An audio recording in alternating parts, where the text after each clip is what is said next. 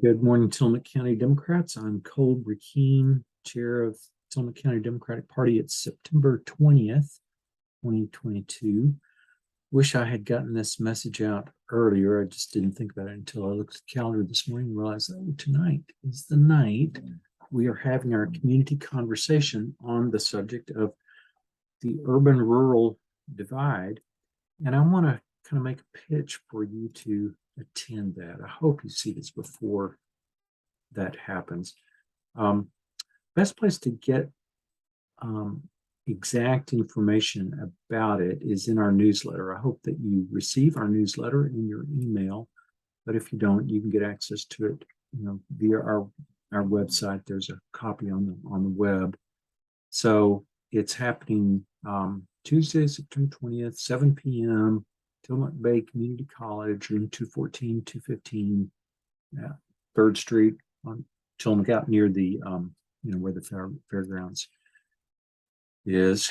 I'll be there. I know a lot of party leaders and community leaders will be there because we try to make a special effort to make sure that people who are in a position of some influence understand how important this is. Let me give you my own take on that. I know it may not seem very important.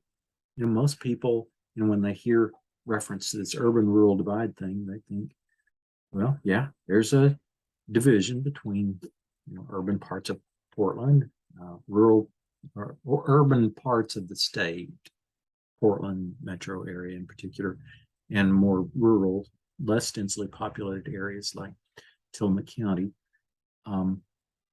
Most of us don't know what to do about that, and it's kind of like a fact of life. But I just want to point out that at the root of this, that the most important part of this urban-rural divide problem is really at the root of what's tearing the country apart now.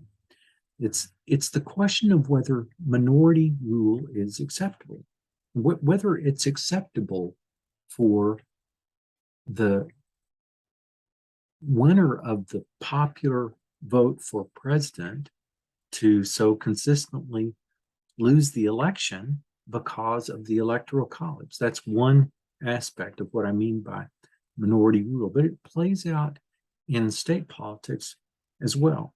That whether it's acceptable for the numeric majority of voters, just using the one person, one vote standard, to not get their way when the numeric majority of voters are in favor of one policy, but because of the disproportionate influence that people in areas like Tillamook County, where we live, for us to get our way a little bit more often. Is that acceptable?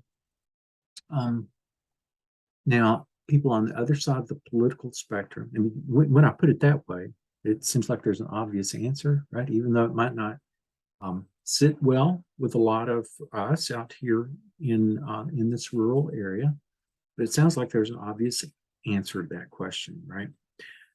People on the other side of the political spectrum would phrase it differently. I don't know whether or not we'll get much turnout tonight from conservatives, but I think actually this is a question that people like us, Democratic Party leaders, people who have some influence in the position of the Democratic Party in rural areas, we need to be considering this more than anyone else, because we might be able to model some way of approaching this issue that works for us and that works for the rest of the country, because we're in kind of a unique position.